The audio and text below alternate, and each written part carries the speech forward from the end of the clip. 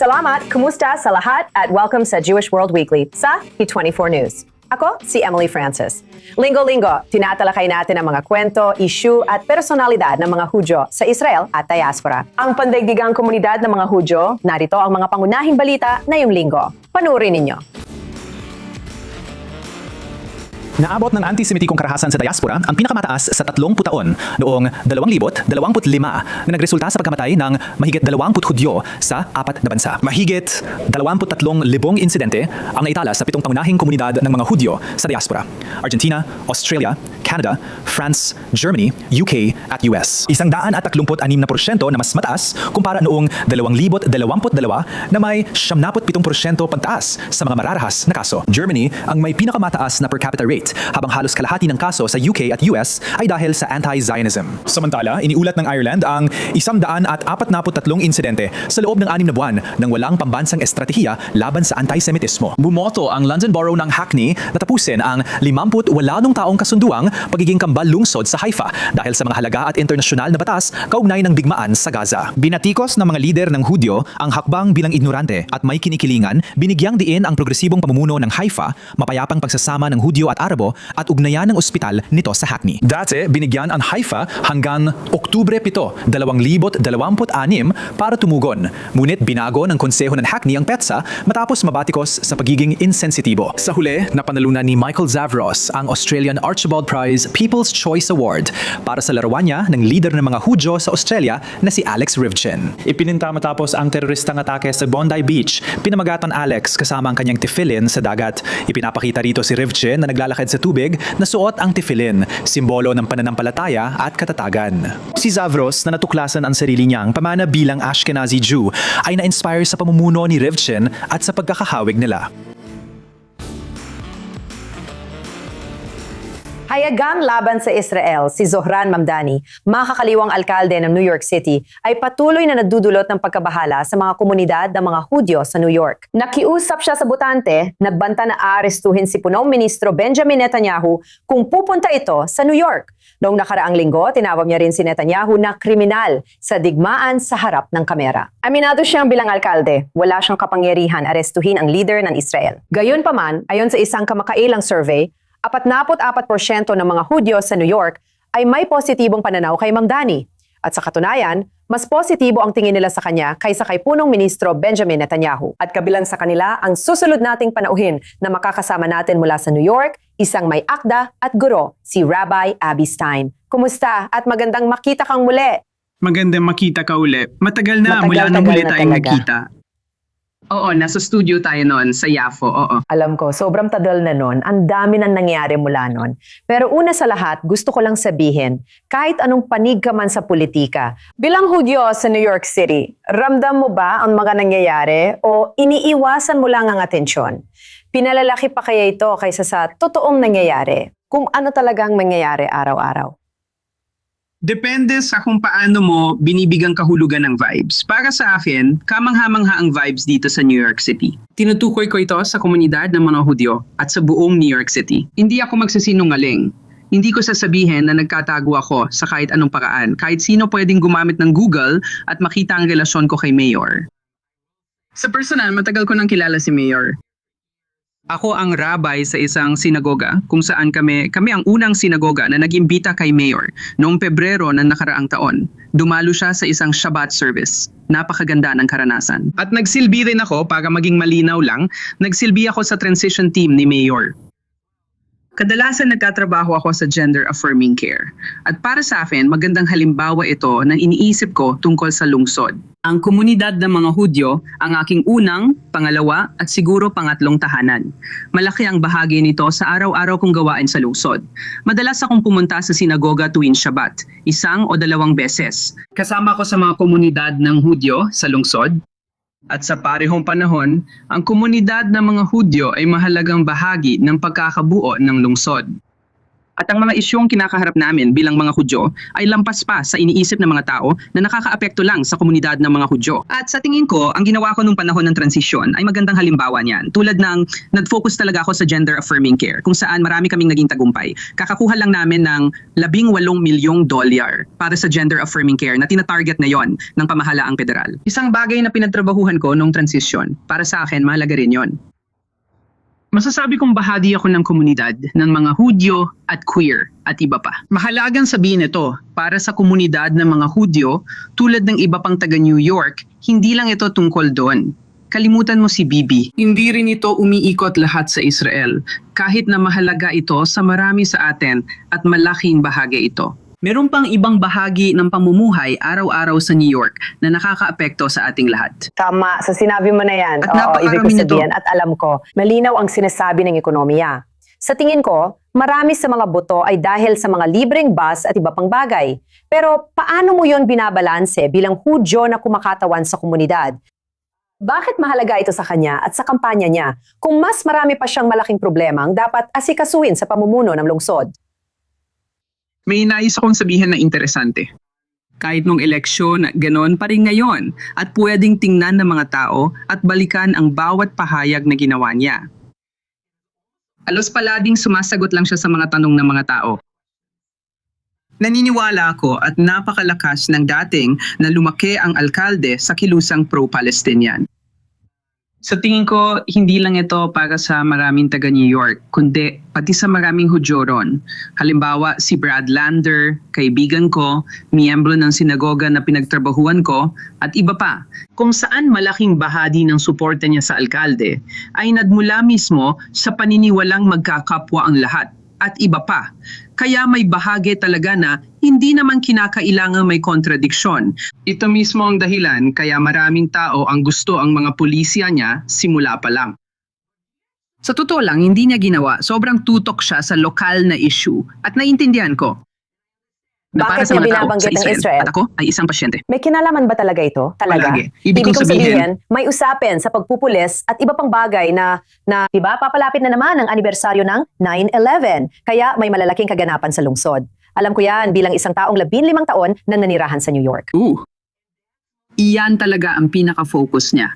Pareho din sa pag-aresto kay Netanyahu at sa eleksyon. Inaanyayahan ko rin ang lahat na silipin ito. Anos lahat ng sinabi niya, maliban sa mga pangkalahatan at oo, naniniwala akong pandigdigang lungsod ang New York. Ang New York City ay may pinakamalaking populasyon ng Hudyo at isa rin sa may pinakamalaking populasyon ng mga Palestino at Arabo sa bansa. Kaya mahalaga ito sa mga taga New York. Pero halos lahat ng pahayag na ginawa tungkol sa Israel ay bilang tugon lang sa isang tanong. At yan ang talagang mahalaga. Kasi kung titingnan mo, ang aktual na plataforma na inilabas ng alkalde nung primarya at nung pangkalahatang eleksyon at ang mga aktual na hakbang na ginawa niya, lahat ay sobrang nakatutok sa videong inilabas niya. Lumabas ulit yon dahil sa paulit-ulit na tanong, plano mo Pero pa sa rin kabila ng lahat, arestuhin at isang gawin huling ito? tanong, bago tayo matapos, kasi paubos ng oras natin. Pero sa kabila ng lahat, may ginagawa ba siya para kahit papaano ay makipag-ugnayan at manghikayat? Ibig kong sabihin, pumili ka na ng 18 miyembro ng Komiteng Hudikatura. Walang mga Hudyo na hukom. Alam nating marami sila. At kung gusto mo maipakita ng tama ang komunidad, isa sa bawat 10 taga New York ay Hudyo. Kaya kung may 18 miyembro sa lupon, bakit hindi? Bakit hindi? Bakit hindi isinama yon? Yun lang ang tanong ko.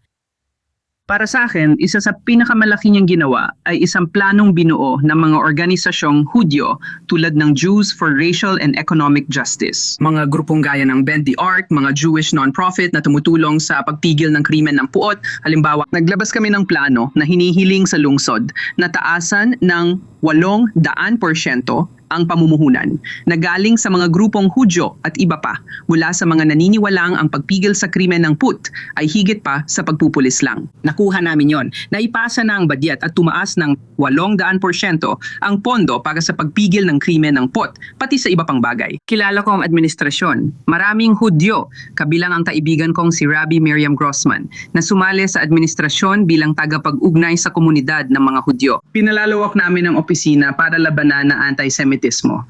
Sa ngayon, may 2 staff at naghahanap sila ng pangatlong mananaliksik na tutok sa anti-Semitismo sa lungsod. Hindi lang ito pakikipag-ugnayan para tumugon sa mga issue. May maadap ding pakikipag-ugnayan para makinig sa komunidad. May polisiya ang alkalde na makipagkita sa lahat ng leader ng Hudyo na bukas sa kanya. Sa kasamaang palad, marami ang tumatanggi. Pero alam ko, may ilang pampubliko at pribadong pagkikita. Nakipagkita talaga siya sa maraming leader ng Hudyo. At alam kong totoo ito dahil nakita ko ang mga reaksyon niya sa TV at personal. Nakita ko rin ang reaksyon niya kapag magkasama kami sa pribadong kwarto at nagkakape. Kapag sinabi niyang labis siyang nababahala sa bawat insidente ng anti-Semitikong pag-atake, seryoso yon. Physical talaga yon, hahayaan ko na sa iba kung bakit ganon. Pero ako, nakikita ko at nakikita rin ng mga tao sa TV na physical talaga siyang naapektuhan yon. Isa sa mga bihirang pagkakataon na nakita ko, na nakita ng mga tao na umiyak siya sa publiko, sa TV, ay noong primarya o noong pangkalahatang eleksyon. Hindi ko na matandaan kung kailan eksakto, pero noong inakusahan siya sa publiko na anti-Semitiko. Isa yon sa mga bihirang pagkakataon na umiyak siya sa harap ng publiko. Mahalaga yon sa kanya at sa palagay ko, mahalaga rin para sa marami sa atin. At huwag nating kalimutan, ang sinabi niya sa video ay hindi naman gaanong naiiba sa sinabi ng ilang leader ng Israel tulad ni Ehud Barak at Moshe Yaalon na inakusahan din si Bibi bilang isang war criminal. Hindi naman ito isang nakakagulat na bagay. Diyos ko, may nag-akusa kay Bibi bilang isang war criminal. Pero marami sa komunidad ng mga Hudyo ang naniniwala doon. Marami sa komunidad ng mga Hudyo sa Israel ang naniniwala. Kaya hindi ito laban sa mga Hudyo dahil marami rin sa atin ang ganito ang iniisip. Tama. Sige, Abby, maraming salamat at sa susunod na taon sa Israel. Sabi nga nila, pero badam, bam. Gusto ko talagang bumisita palagi. Sige, sa susunod na bumisita ka, ipaalam mo lang sa amin. Dadalhin ka namin sa studio. Oo, gagawin ko. Mag-ingat ka. Magandang araw sa'yo. Magpalit tayo ng usapan. Nananatili sa US ang usapan, lalong umiinit ang labanan para sa bakanteng pwesto sa Senado ng US ng Michigan habang papalapit ang primary ngayong linggo. Mga demokratikong kandidato. Si Kinatawan Haley Stevens at kalaban niyang si Abdul El Sayed ay nagtatalo sa maraming issue sa Michigan. Ngunit magkaiba sila pagdating sa mga Hudyo at Israel. Si Stevens ay buong pagmamalaking yumayakap. Kinakatawan niya ang pangunahing Hudyo na suburb ng Detroit. Tinawag ni El Sayed ang Israel na estadong suwail at tutol siya sa tulong militar ng US sa Israel. Naging sentro sa huling debat ang issue ng AIPAC kung saan binatikos ni El Sayed ang ulat na pinansyal na sinusuportahan ng grupo ang kampanya ni Stevens. Kasama natin ngayon para pag-usapan pa ito ay si Owen Alterman, senior correspondent ng I-24 News, na siya mismo ay tagalungsod ng Detroit. Kaya itong particular na Ano ang mga suburb at estado mga ng suburb Michigan? ng Detroit. Galing ka ba sa rehiyong kinakatawan ni Stevens?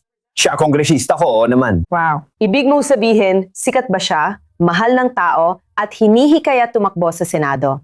Siyempre, sikat at hinihikayat siya, pero nagkaproblema siya sa malaking parte ng karera niya. Si Emily, malaking interest niya ang magkaroon ng matibay na suporta mula sa komunidad ng mga Hudyo at ang pagsuporta sa Israel, di ba? Kinakatawan niya ang isang distrito, lalo na kung paano iginuhit ang mga linya ng distrito noong dekada 2020. Isang distrito lang ang sumasaklaw sa lahat ng sentro ng populasyon ng mga Hudyo sa Detroit, kaya't puno ito ng mga Hudyo, lalo na tuwing Democratic primaries at sa Michigan. Ang mga Hudyo sa Michigan, tulad ng nasa natitirang bahagi ng US, ay tradisyonal na kumakampi sa mga Demokratiko at isa silang mahalagang blokeng butante para sa kanya. Noong binalangkas ang mga bagong linya ng distrito, nagkaroon ng isang interesting na primary race sa pagitan niya at ng isa pang kasalukuyang kongresista dahil nabawasan ang populasyon ng Michigan. Mas kaunti ang mga distrito kaya naglaban sila sa isa't isa. Si Andy Levin na hindi laban sa Israel, suportado ng J Street at nakahanay sa kaliwa sa politika ng Israel, habang si Haley Stevens ay tumatanggap ng pera mula sa AIPAC. Si Levin ay mula sa isang matagal ng pamilyang Hudyo, isang matagal ng dinastiyang pampulitika sa Michigan, at si Haley naman ay mula sa labas ng komunidad. Ngunit mas nakakuha siya ng suporta mula sa loob ng komunidad sa huli. Sabihin mo sa babae na nasa Pag-usapan finish line natin siya, at salamat. Pero ipaliwanag yan mo ay nasa ang likod ng AIPAC. impluensya. Kaya malinaw na may sense kung gusto nilang maglagay ng pera sa kampanyang ito. Pero para maging sentro ng debate, paano mo ipapaliwanag yon? Tama? Mag-fast forward tayo. Kita mo, ibang-ibang laban ni Haley Stevens sa buong estado kaysa sa distrito niya sa Kongreso dahil sa magkaibang demograpiko. Ganun niya dahil pinakamalala itong sitwasyon para sa kanya. Hinaharap niyang mga hadlang kaugnay ng isyu ng Israel sa pangkalahatan at lalo na mula sa kandidatong gaya ni Abdul El Sayed. Anak siya ng mga imigranteng Ehipsyano. Malalim ang malasakit niya sa isyu ng Israel at malakas ang kakayahan bilang kandidato. Nagpasya siya para sa sariling at politikal na dahilan na gawing sentro ng kampanya ang issue ng Israel at AIPAC. Baka ginaya niya si Mukhang Dolly. nalilito na Alam rin niyang ang turismo makakakuha siya ng ng boto Amerika. mula sa mga kontra-Israel. Para kay Ma'am Dani, Hindi lang siya. Nakita natin ang pagdami ng mga kandidatong nasa dulong kaliwa sa mga primaryang demokratiko na nakatutok sa isyong ito. Nakikita nila ito bilang kanilang pampulitikang kalamangan. Kinukuha niya mismo yon mula sa playbook na yon. Ginagawa niya ito sa Michigan. Mas marami talagang Arabo at Muslim kaysa Hudyo sa Michigan. Kilala ang komunidad ng Dearborn sa papel nito sa pampulitikang paggising noong 2024 na halalan. May suporta si Abdul El Sayadron. Bilang anak ng komunidad, gusto kong bigyang diin kung gaano kaaktibo at kasigla ang komunidad ng mga Hudyo sa Detroit at buong estado para kay Haley Stevens. May mga ulat tungkol sa kung paano ang mga rabbi sa mga sinagoga sa Detroit area ay hindi lumalampas sa hangganan ng aktual na pang-endorso sa kanya dahil malamang na hindi yon pinapayagan ng batas, Emily. At kahit na pwede, hindi maganda na umabot sa ganong punto. Hinihitayat nila ang mga tao na bumuto, binibigyan pa ng matitinding pahiwatig kung sino ang dapat piliin. Pero hindi na nga kailangan ng mga pahiwatig na yon. Sa tingin ko, karamihan ng mga Hudyo mula sa iba't ibang panig ng politika sa komunidad ay susuporta sa kanya bilang matagal ng kaalyado ng komunidad, hindi lang ng Israel. Si Abdul El Sayed ay lumalakas sa kabilang panig na parang kay Ma'am Dani. Maaring di pa napapansin ang karerang ito sa ibang bansa, pati sa Israel. Pero tiyak na dito, sa Estados Unidos, ay nabigyan na ito ng pansin. Hindi ko na kailangan sabihin pa sa mga Amerikano manonood yon. At para naman sa mga Israeli, kung may nagtatanong kung paano tinitingnan ng mga Israeli ang karerang ito, karamihan sa mga Israeli ay hindi pa. Pero ang kalakaran sa Israeli media, at masasabi ko ito based sa karanasan ko sa pagtatrabaho sa aming kapatid na Hebrew Channel, ay magigising lang ang mga editor kapag nanalo siya. At kung magigising tayo sa Israel sa Miyerkules ng umaga na ang nominado ng Demokratiko para sa Senado ay si Abdul El Sayed, siguradong magkakaroon ito ng malaking atensyon dito at sa kabuuan ng pangkalahatang eleksyon kung saan siya ay. Mahigpit Lalo na ang sa lahat laban ng niya kay primary Republican elections Mark sa New Rogers York, sa Nevada. kaya mukhang totoo ito. ganoon na. maraming salamat. Naku, sa dami ng celebrity na bumabati ko sa Israel, may isang performer na hindi nagpapalit ng kulay at naniniwala sa karma. Tama, si Boy George ang tinutukoy natin na ilang beses na rin nagtanghal sa Israel, kabilang noong 2017. Ngayon, naglabas siya ng bagong kanta, We Will Dance Again. Pero tulad ng tanong ni Joe Brown, posible bang mas makasama kaysa makatulong ang kantang ito? Nag-release si Boy George ng AI reggae song na pro-Israel, We Will Dance Again. But if you're ever confused, I stand with the Jews. I don't feel brave, I just need to behave like a human. But trust me, we will dance again. Maraming Hudyo at online supporters ng Israel ang sumuporta rito. At madali lang makita kung bakit kakaunti lang ang mga celebrity nitong mga nakaraang taon na handang lumantad at hayagang magpahayag ng suporta para sa Israel o para sa Judaismo. At ito ay isang bagay na talagang ginagawa ni Boy George. Lumabas siya sa telebisyong Irish at naging viral dahil sa kanyang mga komento na sumusuporta sa komunidad ng mga Hudyo.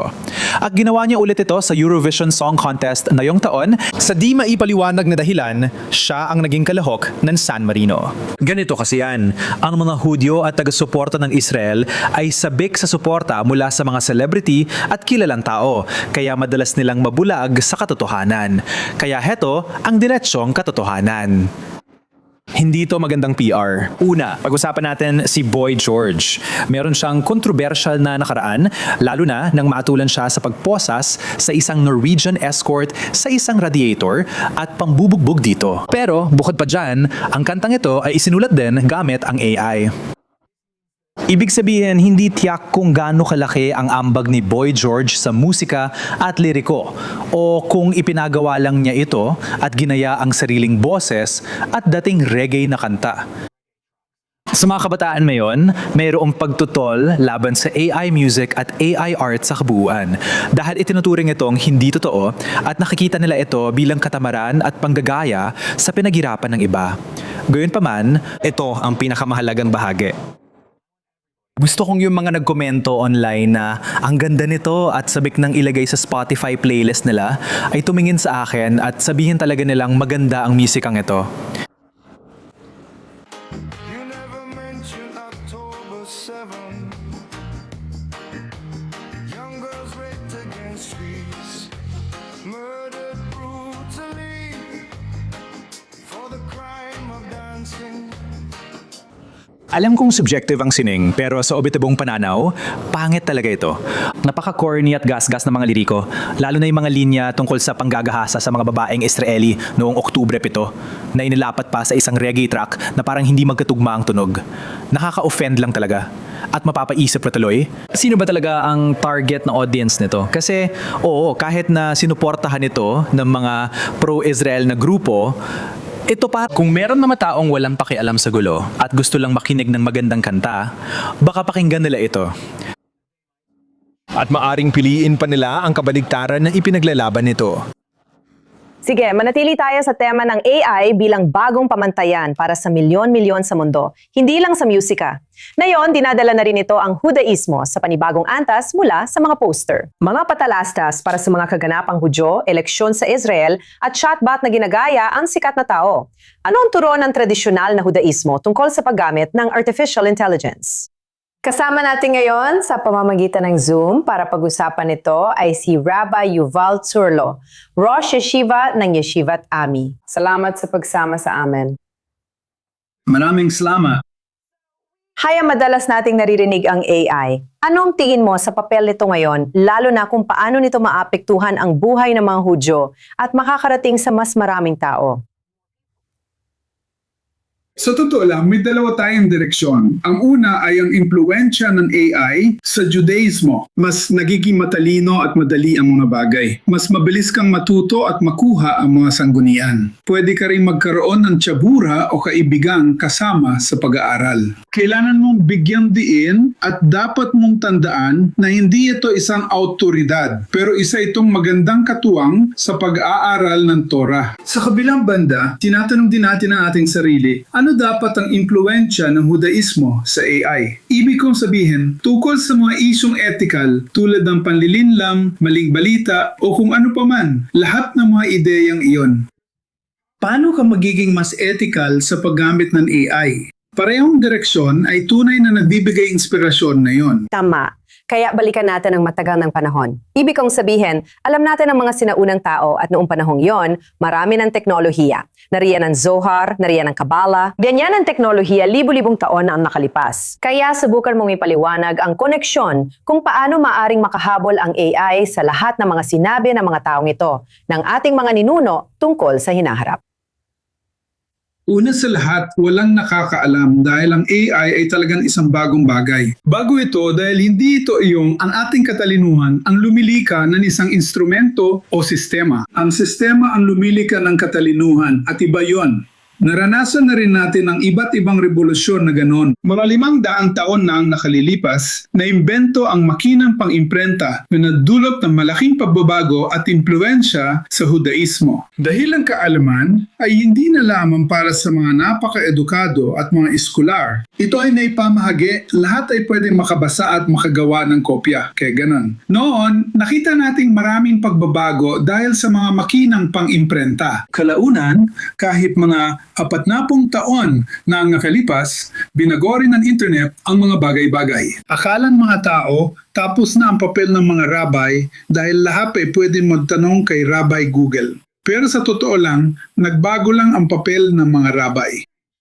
Kung impormasyon lang ang hanap mo, pwede kang gumamit ng Google. Pero kung pag-unawa ang kailangan, Hindi kayang himayan-himayan ng Google ang Gimara, pero ito ay para sa mga hindi lumaki dito. Ang mga hindi lumaki sa yeshiva ay pwedeng makakuha ng mga sagot, gaya ng ano ang sinasabi ng Talmud tungkol sa A, B, C, D, E, F, G. Kaya naisip kong maganda ito. Ganon din ang mangyayari sa AI, pero nag-iingat ako dahil tulad ng nabanggit ko, ang AI ay kakaiba. Lumilika ito ng bagong katalinuhan at kailangan nating alamin ang magiging papel natin sa panahong iyon. Tama. Sa lahat ng bagay, bawat bagong pag-unlad, laging may madilim na bahagi at maliwanag na bahagi. At sa isang paraan, tayo ay parang pendulum na uuwi sa gitna.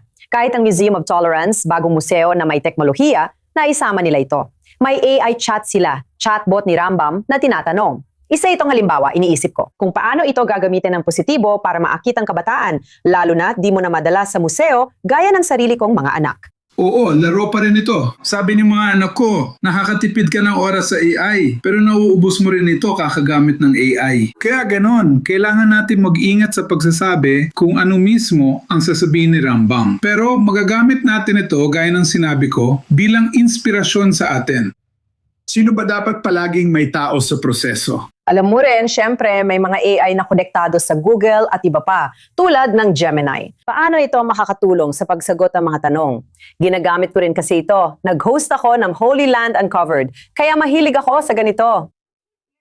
Pwede kang maghanap ng mga partikular na bagay tulad ng paliwanag sa nangyari sa Sfat noong panahon ni Ari at kung anong nangyayari noong panahon ni Shimon Bar Yochai. Paano ito makakatulong sa naghahanap ng mas malalim na kaalaman? Hindi rin ganun kadaling i-google ang mga petsa, buwan at mga ganitong bagay.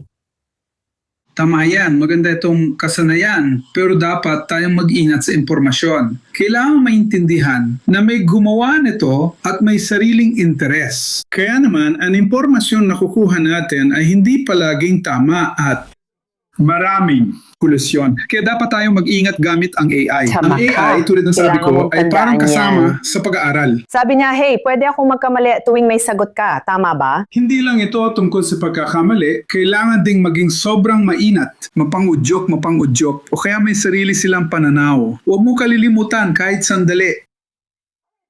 Maraming salamat, Rabbi Yuval Zorlo. Napaka-interesanteng usapan. Salamat.